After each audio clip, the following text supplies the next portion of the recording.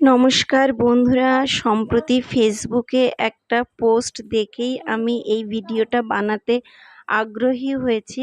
পশু পাখির প্রতি আমার একটা ভালোবাসা আছে, সেটা সবাই মোটামুটি জানে। বাড়িতে দুটো মালসা খালিই পড়েছিল, সেই দুটো খালি মালসা নিয়ে ছেলেকে সঙ্গে নিয়ে ছাদে চলে গেলাম। বাদুড়রা যখন এইভাবে উড়তে থাকে, সঙ্গে কখনো কখনো তাদের বাচ্চাও থাকে। তো তারা ডানা ঝাপটে অনেক সময় বিভিন্ন জলাশয় থেকে পুকুর টুকুর এখন তো অনেকটাই নেই, তো তারা জল ডানা ভিজিয়ে নিয়ে তাদের ডানা বারবার বাচ্চার গায়ে ঝাপটাতে থাকে, যাতে বাচ্চার গায়ে ঠান্ডা থাকে। আর আমরাও তো বারংবার গামছা টামছা ভিজিয়ে বাচ্চার গা মোছাতে থাকি, যাতে বাচ্চার গা গরম না হয়ে যায়।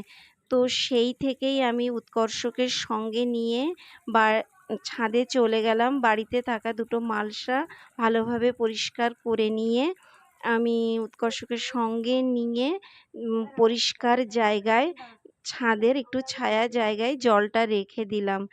দিয়ে ওর বাবাও সঙ্গে সঙ্গে চলে এলো।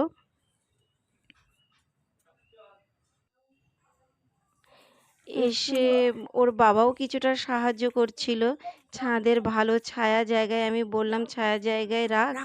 এতে বাচ্চার খুব ভালো একটা শিক্ষা দেওয়ারও আমি চেষ্টা করলাম, যাতে ও বড় হয়ে পশু পাখিদের প্রতিও অনেকটা হাম্বল থাকে। আর ও এই কাজেও বেশ আগ্রহ সহকারে করলো।